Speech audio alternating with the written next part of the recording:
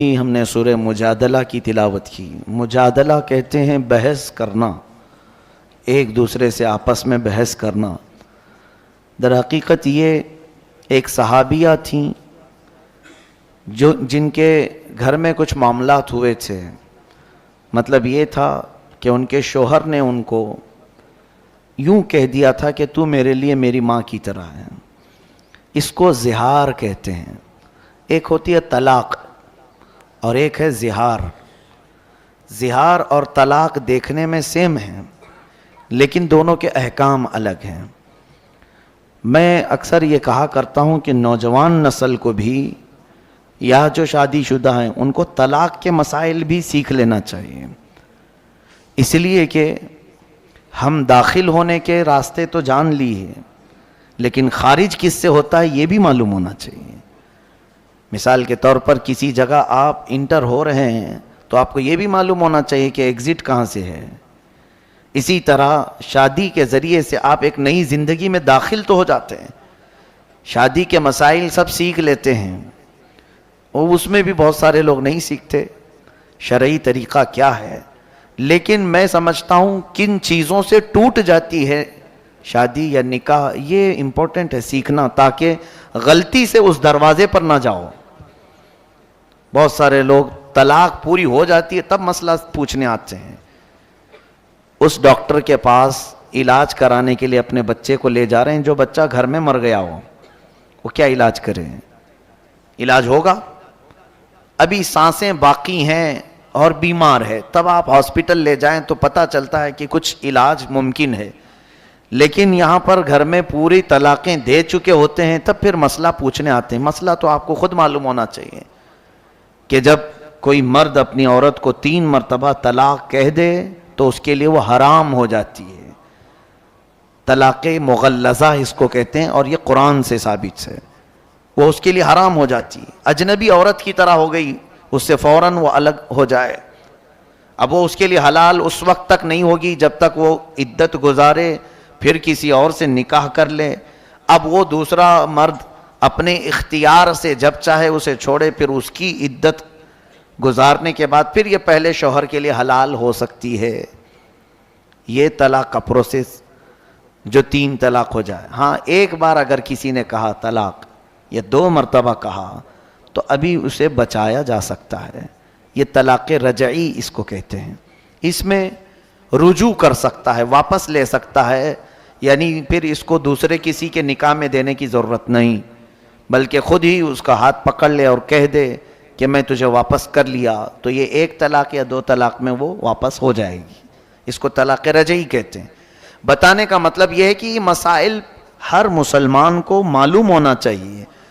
کچھ لوگ یہ کہتے ہیں غصے میں نے بول دیا اسے، تو میاں پیار میں کون بولتا ہے طلاق؟ غصہ آتا ہے تبھی تو یہ ساری چیزیں ہوتی ہیں، غصے پر کنٹرول ہونا چاہیے۔ غصے ہی کی حالت میں اکثر لوگ کہہ جاتے ہیں اور اسی وقت جو کہی جاتی ہے وہ واقع ہو جاتی ہے، غصے میں آدمی بے قابو ہوتا ہے۔ تو یہاں پر بہت سارے لوگ یہی عذر لے کر کے آتے ہیں، غصے میں بولا ہوں یا ہوش میں نہیں تھا بول دیا ہوں۔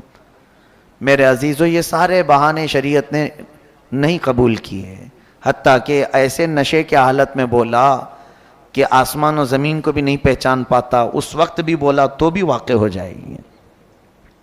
اس حالت میں بھی اگر کہا ہو تو واقع ہو جائے گی۔ میرے کہنے کا مطلب یہ ہے کہ ان تمام مسائل کو سیکھ لینا چاہیے۔ یہ ہوئی طلاق۔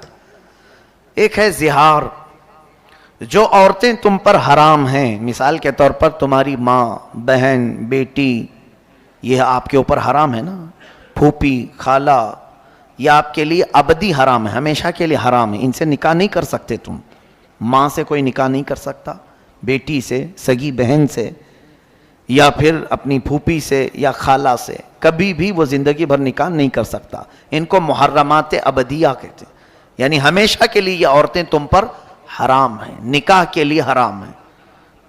اب ان عورتوں کے ذریعے سے آپ نے اپنی بیوی کو مشابہت دے دی، ان کی طرح کہہ دیا، اپنی بیوی کو کہا کہ تو میری پھوپھی کی طرح ہے، تو میری خالہ کی طرح ہے میرے لیے، یا میری بہن کی طرح ہے، یا پھر ایک عضو کو بھی کہہ دیا کہ تیرا پیٹ یا تیری پیٹھ یا کوئی حصہ میری ماں کی طرح ہے تو اس کو کہتے ہیں زہار. وہ عورت تم پر حرام ہو گئی, طلاق نہیں ہوئی لیکن وہ حرام ہو گئی, اب تم اسے چھو نہیں سکو گے.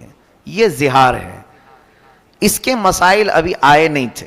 ایک صحابیہ کے ساتھ ایسا ہوا, عمر دراز خاتون تھی, ان کے شوہر بھی صحابی رسول ہیں, دونوں میں کچھ تکرار ہوئی گھر میں, تو شوہر نے کہہ دیا کہ تو میرے لیے ماں کی طرح ہے. تو وہ روتے ہوئے باہر نکلی اور آئی حضور صلی اللہ علیہ وسلم کے پاس کہ آقا اس مسئلے کو بتائیں, اتنی عمر ہو گئی, بڑھاپا آ گیا, اب جا کر میرے شوہر نے مجھے ایسا کہہ دیا, کیا کروں؟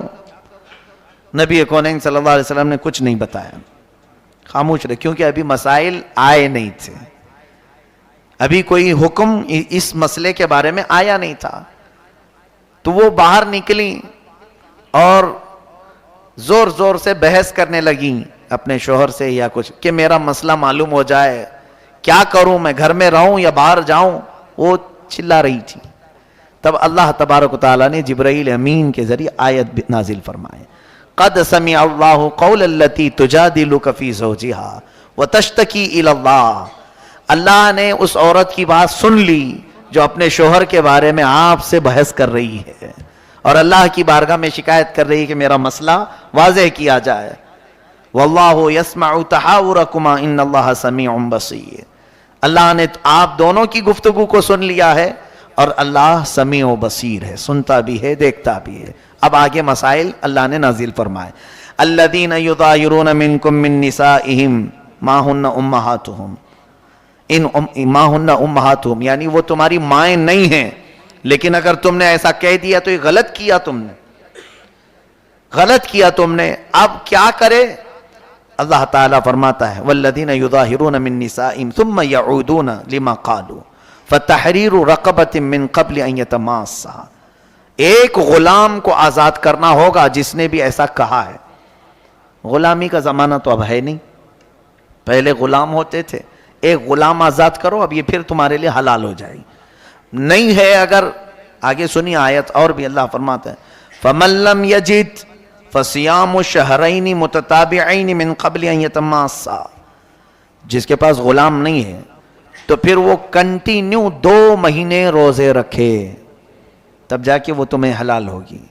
2 مہینے مسلسل روزے رکھے, ایک بھی اگر بیچ میں چھوٹ گیا تو پھر اثر 9 رکھے. 60 روزے رکھنا ہوگا. شہرین متتابعین, اللہ نے فرمایا 2 کنٹینیو روزوں, 2 مہینوں کو روزے کی حالت میں گزارنا ہوگا, لیکن اتنے دنوں تک عورت کو چھو نہیں سکتے, وہ تمہارے لیے حرام ہے. اب یہ بھی اگر کوئی نہیں کر سکا 2 مہینے کے روزے, آگے رب تعالیٰ فرماتا ہے فَمَن لَّمْ يَسْتَطِعْ فَإِطْعَامُ 60 مسکینا. تو 2 مہینے کے روزے نہیں رکھ سکتا تو 60 مسکینوں کو کھانا کھلائے. وہ ایک ٹائم پہ کھلائے یا ایک مسکین کو 60 دن کھلائے, دونوں صورتیں ہیں. اب یہ 60 مسکینوں کو کھانا کھلانے کے بعد پھر تمہاری بیوی تمہارے لیے حلال ہوگی. طلاق کا پروسیجر الگ ہے اور اس کا الگ ہے. یہ زہار کہتے ہیں. یہ زہار کے مسائل شروع پارے میں ہی بیان ہوئے, لیکن خبردار اے میرے عزیزو, کچھ لوگ یہ زہار کو یا طلاق کو گالی سمجھتے ہیں. گالی دینا یعنی عورت کو کیوں بھائی طلاق کیوں کہا, گالی دینے کے لیے کہہ دیا. یہ گالی نہیں, گولی ہے, نکل جاتی ہے.